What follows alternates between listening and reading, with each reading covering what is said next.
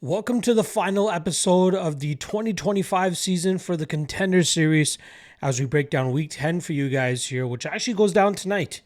I was a little bit tardy with my studying, maybe a little bit due to Canadian Thanksgiving and some snow that I had to deal with up in this space that I'm living at. So that did obviously push back things a little bit more than I would have liked to, but we are going to get pretty much right into the breakdowns. I'm going to skip the recap.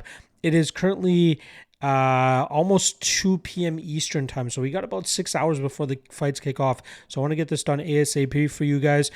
Do quickly just want to knock off two things off the bat here. First of which, there are a few regional events that I'll be covering this week, but I won't be doing videos for them. We have PFL Africa, KSW, and OKTAGON 78 all going down on Saturday morning.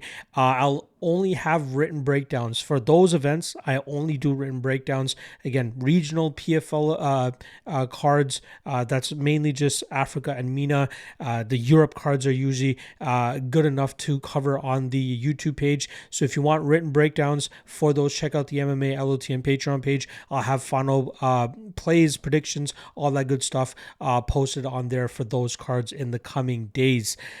Secondly, I do want to shout out everybody that did subscribe during this season of the Contender Series. Now, I got nowhere near the goal that I was hoping for in terms of cracking 10,000 subscribers before or by week 10. Here we are, and we're about 700 short, but we did manage to get about 500 over the last 10 weeks. So I'm very happy that you guys did manage to at least heed my call in terms of helping me, cross off a milestone of getting that 10,000 subscriber mark with the amount of work that I normally put into this damn thing. So I do appreciate everybody that's hit subscribe. I'm still holding out hope by the ending of the year that we can actually hit that 10,000 mark. Again, fingers crossed. So if you haven't already, please do hit that subscribe button and help your boy achieve one of his goals and milestones in terms of surpassing that 10,000 subscriber mark.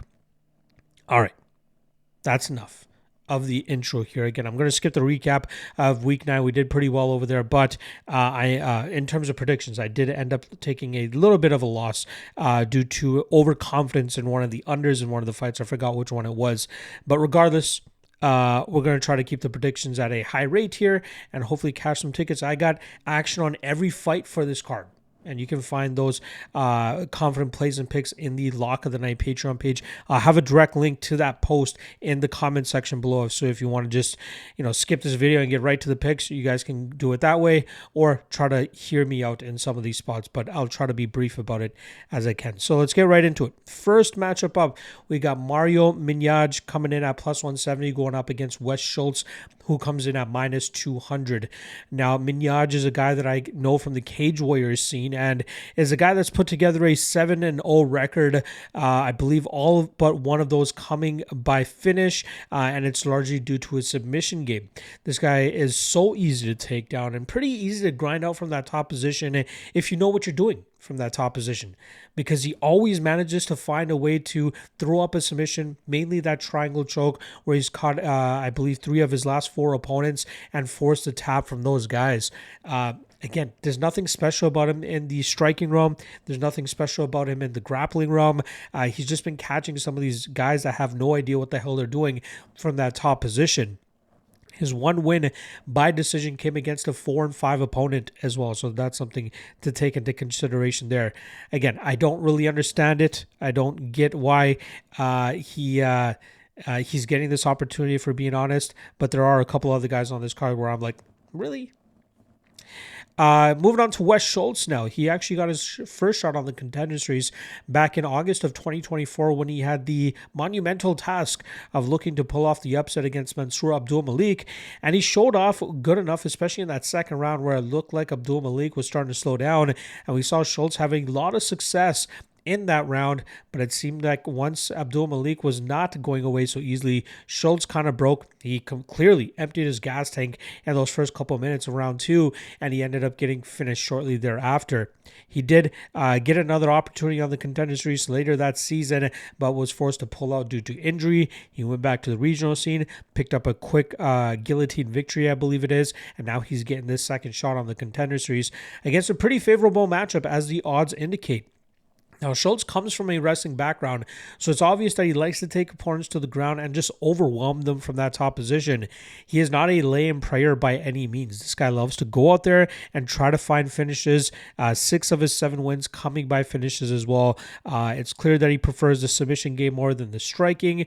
And in the striking realm, he's a little bit flashy, but I think it's all about eventually setting up that takedown where he ends up overwhelming his opponents from that top position. I'd be very surprised if Schultz gets caught in anything here against Mingaj. I think Mingaj, again, nothing special off his back. Schultz is a good enough BJJ specialist and definitely the better wrestler, and I feel like he can dictate the pace of this fight pretty easily, and I think that will allow him to either get that second or third round finish as he wears Mingaj down. Mingaj will obviously be throwing up submissions. I think he'll fail on every single one of those attempts. Then he will mentally break, and Schultz will show him the door, and I think that will eventually earn Schultz a contract as well. So at minus 200, I don't think that's a bad line at all, considering the grappling advantages that Schultz should have in this fight. All right, next up, we got Azamat Nuftillaev coming in at plus 115, going up against Jovan Leka, who comes in at minus 135. Now, when I was originally putting this card together on the Fight Archive, I saw that Nuftillaev was 17-1-1, and I was very excited to actually get into studying him. You know, not often do you come across heavyweights with that type of record, and then getting that opportunity on the Contender Series. I thought, you know, this might be a guy that could have some really good success. But then I got to studying earlier this morning, actually, on this matchup. This was the last fight that I got to studying on, and I saw that Tapology actually removed 4 of his wins due to legitimacy issues. And then once I actually started doing the tape, I'm like, oh, this guy sucks. You know, like, he's not that good. He's maybe good for about 4 to 5 minutes when he's facing mediocre competition, but like, he has a bad gas tank. You know, the first fight that I watched was a Slim Trabelsi fight where he had some good success in that first round, reversed the takedown position from Trabelsi, got off on some good damage, but then eventually he started to slow down. Trabelsi took over, and then Nuftillaev was huffing and puffing going into that second round, and Trabelsi got him out of there pretty quickly. And that's kind of been the story with Nuftillaev throughout his career. You know, has a strong first round, falls off or gets nearly finished by very mediocre competition in the second round, but manages to survive long enough to eventually pull off the Homer Simpson and get the finish of his own. Again, he's not that great, you know. Even though he has that loss against Trabelsi, he's won 5 straight fights since then. And again, has not looked good in any of them. You know, he's fighting old guys, he's fighting bums, and of course the bums are the guys that he's finishing with in the first round, but the guys that he's struggling with are the older guys who are able to keep him from getting to a dominant enough position on top, and then they're able to nearly finish him in the second round. So, like, striking wise, decent power. It's clear that he prefers a grappling game and looking to get to his ground and pound and trying to finish opponents that way. But god damn, this guy sucks. I don't get why he's getting this opportunity other than the shiny record that he has. Now he's going up against Jovan Leka, who is a training partner, a former UFC fighter, and I believe recent KSW fighter Darko Stosic, and he looks like a very fun prospect hailing from Serbia. He started his career as a 19-year-old back in early 2022, and you can see through his career that he's slowly grown and matured and really filled out his frame and body and becoming a stronger fighter. His last loss actually came in May of 2024, where he came up short against a fighter that was using a grapple-heavy approach. But I thought we saw some really good defensive work from Leka there, from his takedown defense to his get-ups to his reversals. And then on the feet, he was clearly the better striker. I think he's going to continue to work on that takedown defense and get-ups, because on the striking side of things, he's very patient. He's very calm and calculated. He doesn't rush things. He just slowly beats his opponents up, bloodies them up, and then either gets them out of there late or goes on to win on the scorecards. He also has great cardio for a guy in the heavyweight division. Like I said, he's filling out his body very well too. His durability is high level. His resilience, even when he finds himself in bad positions now and then, he does a great job in terms of eventually working out of those. And he looks like he could have a decent ceiling. Again, he's only 23 years old, so there's a lot to still uncover about this Serbian fighter. Now, this matchup specifically is pretty close odds-wise since the odds dropped, but there has been steady money coming in on Leka, and for good reason. I think he is resilient enough on the ground to avoid getting finished quickly here from Nuftillaev. And then I think by that third or fourth minute, we're going to see the Uzbeki fighter start to slow down, and Leka should start to be able to put his foot on the gas. And I think he won't, I don't think he'll rush it. I think he'll just take his time and really start to pick up the pace as he sees Nuftillaev slowing down. And then I think it's just going to be a barrage of shots, probably in the second or third round, that earns him the victory there. So I like Leka a decent bit here. I just don't think Nuftillaev is that great at all. And I think we'll see Leka dominate him, especially after that third or fourth minute, and eventually work to a finish, like I said, in the second or third round. Next up, we got Michael Oliveira coming in at minus 265, going up against Victor Valenzuela, who comes in at plus 225. Now, starting off on the PQD side for Michael Oliveira, I've been following him since January of 2023 when he made his LFA debut, I believe it was, and he earned his third straight victory that night. He's clearly a prospect to keep an eye on with his athleticism, speed, and power, but his talent and skill level is really starting to catch up to the rest of his game. He does a great job in terms of kind of stalking his opponents and picking his shots and utilizing his speed to catch his opponents off guard, and he has big power, which obviously contributed to finishing his first 6 opponents in the first round. Then in March of 2024, he took on someone that could finally extend him, and he still managed to find the finish with about 13 seconds left in the fight, showcasing that he can go 15 minutes if he needs to and still find the victory. He needed the full 15 minutes in his last matchup against Aldo Pereira, who's been making the rounds on these Fight Pass organizations, showcasing his toughness and even pulling off upsets of his own, specifically in that Cage Warriors promotion. But Oliveira was up to the test and was ready for anybody that was still standing when his power wasn't coming through for him, and he still showcased that he can be a dominant force inside the cage. He trains out of the KO squad, which is a little-known gym in the Brazilian region, obviously. Has some solid prospects on the come-up, especially whenever LFA touches down in Brazil. Gabi Fujimoto is another one that comes to mind there. He's a very solid fighter. He's a former paratrooper as well, so his athleticism, his cardio, his resilience, his just sheer grit is always going to be there, and he's never going to give up on himself. I knew, within the first couple of fights of watching this guy back in the day, not back in the day, but 2.5 years ago, that this guy would be a guy to keep an eye on and a guy that would eventually make it to the UFC. And now here he is, I believe 8 fights later, making it to the Contender Series and given this opportunity to get to the next level. Now he's going up against Victor Valenzuela, who did take a 5.5-year-long layoff after putting together a 6-2 record.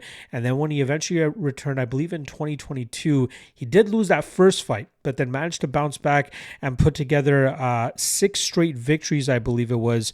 Yes, 6 straight wins, and with prominent promotions like Combache Global, LFA, and then most recently Fury FC, where he went to a street war with his opponent and ended up coming out on the winning end, I believe just about under 2 minutes into that fight.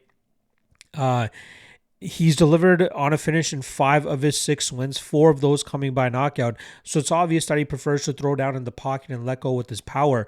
He has been rocked and rattled in certain fights, but managed to really keep his wits about him and still let go with his own offense to try to produce knockouts of his own.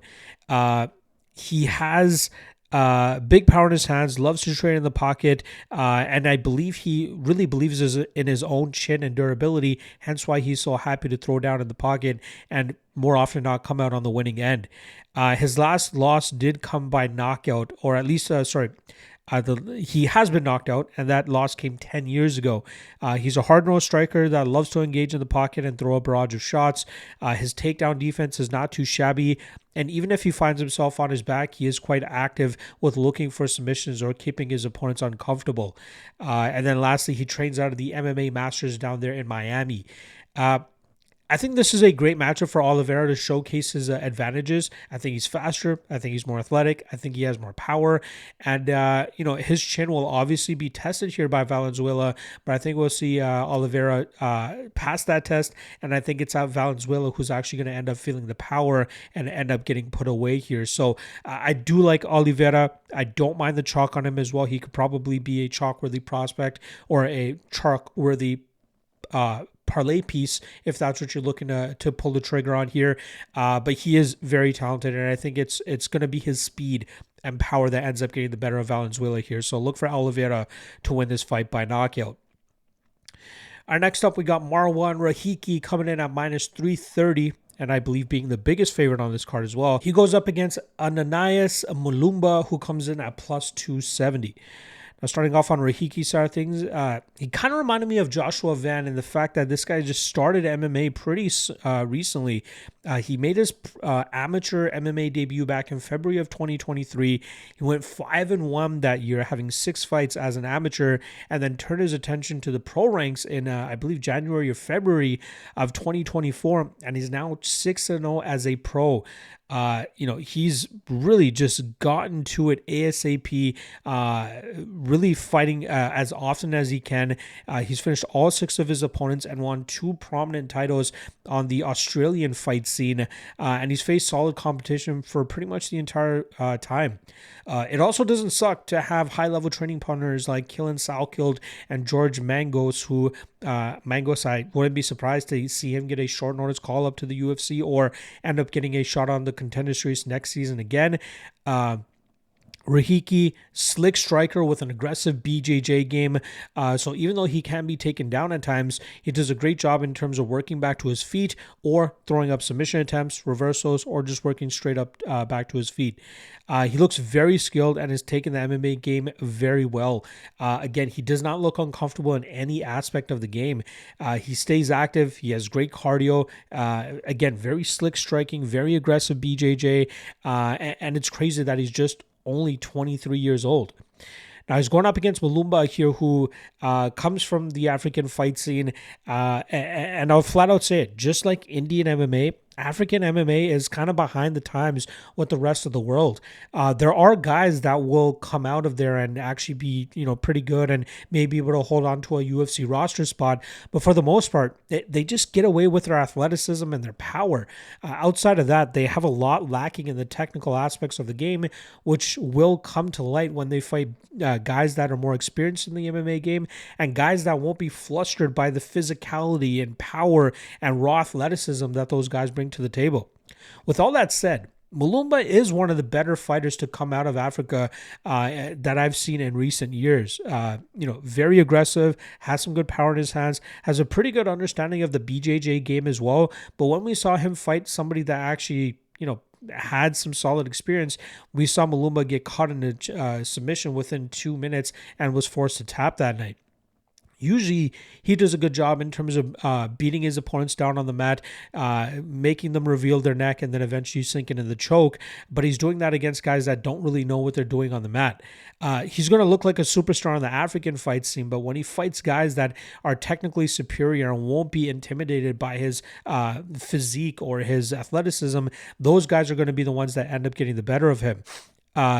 His last fight was for the UAE Warriors against a 10-11 opponent. He was able to get that finished in the second round of that fight. He does a good job in terms of just staying in his opponent's face, throwing big hooks, closing the distance, initiating the clinch, roughing his opponents up in the clinch, and then dragging them to the ground and eventually getting to that style once again. But again, I think those raw abilities will be exposed by guys that are technically superior, and that's why I believe Rahiki is at -330 here.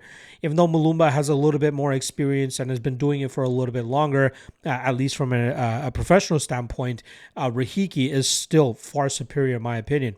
I think Rahiki can make him pay with good counter-striking, and on the ground, I think Rahiki's BJJ will be too much for Mulumba to deal with.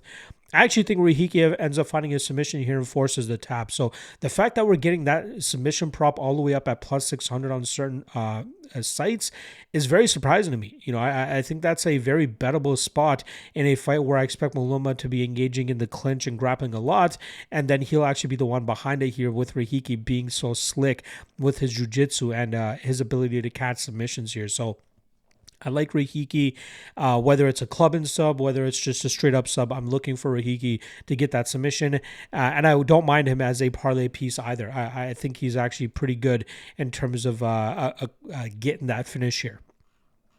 All right, next up, we got Kwon coming in at minus 170, going up against Diaz, who comes in at plus 145.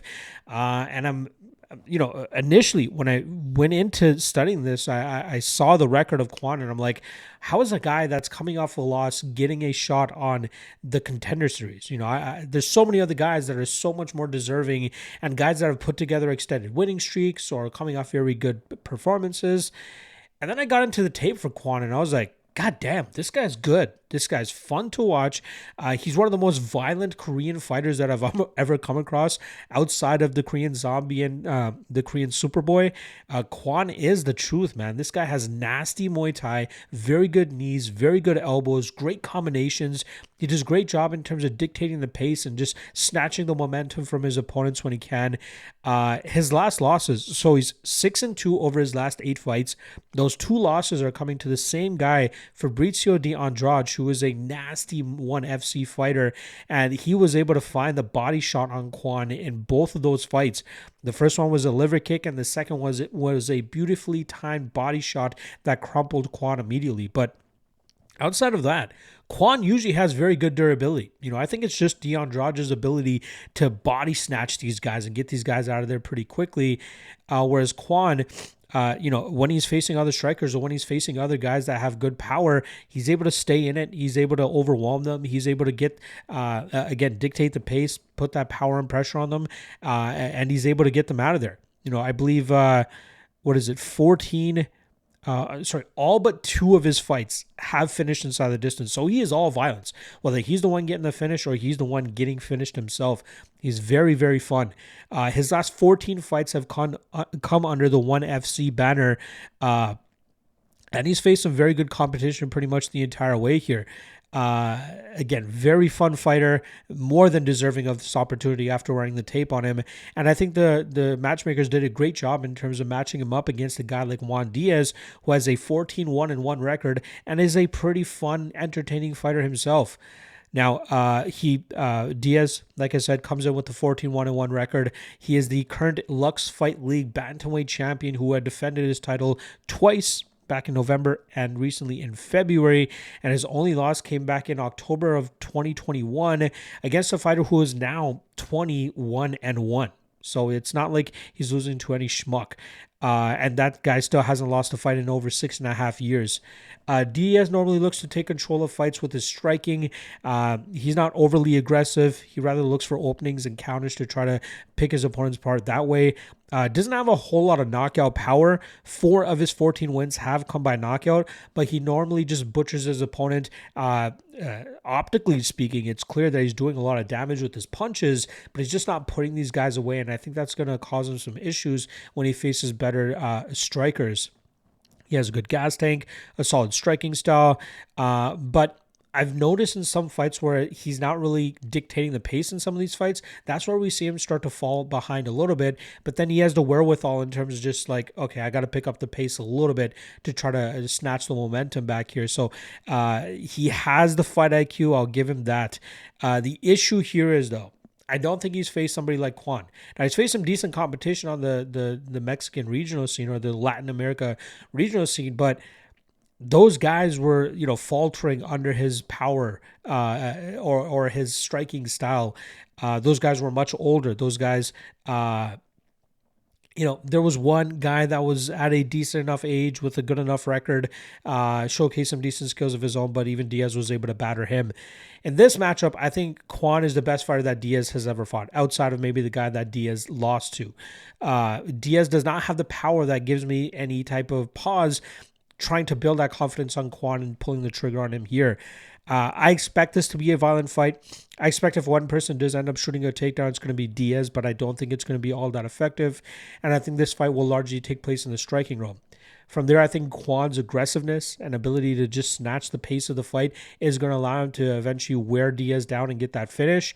I like the under 2.5 here. I'm expecting violence from either guy, whether it's Diaz landing a shot that, I don't even see coming, but I think it's going to be Kwon that ends up wearing Diaz down, overwhelming him, and then eventually give him that second or third round finish. But Kwon will be a great addition to the UFC roster if he ends up getting the contract here. He is UFC ready. Absolutely. You can throw him in there with some ranked guys and he might still get his hand raised. So I'm going to go Kwon by TKO, but this might steal Fight of the Night honors, even though they don't give that out. And that brings us to the final matchup of the 2025 Contender Series season, and it goes down in the light heavyweight division as we have Freddy Vidal coming in at plus 110, looking to make good on his second opportunity on this season. He goes up against Levi Rodrigues, who comes in at minus 130. Now, the first time we came across Freddy Vidal was back on September 9th, where he took on Felipe Franco in a very short notice matchup. He missed weight pretty badly that night, but still managed to pull it out and end up getting that third round submission over a BJJ black belt. And Dana was like, you know what, it wasn't the greatest fight, but I know you took this on short notice. I know you missed weight, but we are going to give you another opportunity to get a bit more of preparation time and probably try to show off a better version of yourself. And he made good on it. He made weight yesterday, no problem. Looked good doing it as well. And we could see an even better version of him this time around. Now, he's an undefeated fighter who has largely leaned on his grappling to wear opponents down from that top position and either posture up to get a TKO. And I was actually live at that one fight that he went to the scorecards, which we don't have any footage for because the LFA is just so dumb with not showing some of their earlier prelims. But that was just a rinse and repeat takedown heavy approach where his big frame from that top position is very hard to get up from under. Striking leaves a lot to be desired. A lot of it is powered by his athleticism and power. Throws some big shots, but it's all about eventually taking fights to the ground and then finding those big shots to eventually put his opponents away. He's a Serra Longo product as well. I believe he's a wrestling coach by day, if I'm not mistaken. I know he works at some sort of high school or something like that. He scrambles well for a guy his size, and now that he's actually going to have a somewhat decent training camp, we might see better gas tank from him compared to the sloppiness that we saw in that first matchup. And, whatever he's doing is working out for him. Went 5-0 as an amateur, now 4-0 as a pro. We'll see if he can overcome the striking prowess of Levi Rodrigues to earn himself a UFC contract. Now, Rodrigues represents Inside Muay Thai, which is known largely for Gene Matsumoto, who is a high-level UFC bantamweight. Rodrigues got his shot on the Contender Series after picking up a big knockout victory a few days after Freddy Vidal actually had his Contender Series fight. Rodrigues is now 5-0 with all of his wins coming by finish, although one of them that went into deep water was a win due to injury. It was a shoulder injury, I believe it was. The only thing I wish we could see a little bit more from him is his ground game. We saw a little bit of it in his last matchup. It was a pretty easy takedown for him to get. He got off on some decent damage, but his opponent was able to work back to the feet in a timely fashion. But from even a defensive standpoint, we haven't seen many opponents shoot on him, which gives me a little bit of pause in terms of being overly confident on either side in this matchup. Again, he's a solid striker, good combinations, good power, but we know nothing about his grappling from a defensive standpoint, and that's where, the wheels might fall off for him. So in this matchup, obviously, it's a striker versus grappler matchup, and I have to lean ever so slightly with the underdog grappler. I think Vidal can at least be competitive enough in the striking realm with his athleticism and power. And I think from there, he can eventually catch Rodrigues off guard with a takedown. And then from there, I think, Rodrigues might be able to work back to his feet the first few times, but I think Vidal will be persistent with those takedown attempts, and that will start to slow Rodrigues down even more, and that should lead to Vidal eventually mustering up some sort of TKO victory as Rodrigues starts to slow down. So there is money slowly coming in on Vidal. I saw him at plus 120 yesterday. He's inching closer to plus 105 now. Wouldn't be be surprised if this ends up as a pick'em by fight time, but I do like Vidal to pull off the upset. Maybe earn himself a contract. It really comes down to how grueling this matchup ends up being, and if Dana White is impressed enough with what he ends up seeing here. So I'll go Vidal by knockout, or TKO, ground and pound, I should say, and I think that should be enough to pull off the victory for us here. There you guys go. All 10 weeks broken down for you guys. I appreciate you guys sticking around all the entire time, whether we had some bad weeks or some good weeks. Appreciate you guys sticking through it, through the ups and downs. Again, if we were perfect, there would be no game. There's no way to be perfect in this game. We can only take what we are able to see on tape and try to apply it with the matchup and try to come out with the right side. I do my best every single time and do as much research as I can on these guys to provide you guys with as much information, give you my prediction. Again, you can take what you want with the information and try to make your own prediction off of it. My main goal is to give you guys as much information as possible and then try to come to a prediction to try to get some extra cash in your pocket. All right. Hopefully we can put out some good juju for my Blue Jays. Obviously, they're down 0-2 now to the Mariners in the second round in the ALCS. I'm hoping that we can pull off a victory or two over there in Seattle so that we can get this thing back in Toronto to end off the series. Fingers crossed, but not a good start for my Jays. We'll see if they can get it together and pull off a comeback here, because we'll need it. But first and foremost, let's try to have a successful Contender series. All right. I doubt I'll be able to get the UFC card done for you guys tonight. I will have the written ones down on the Patreon page sooner than later.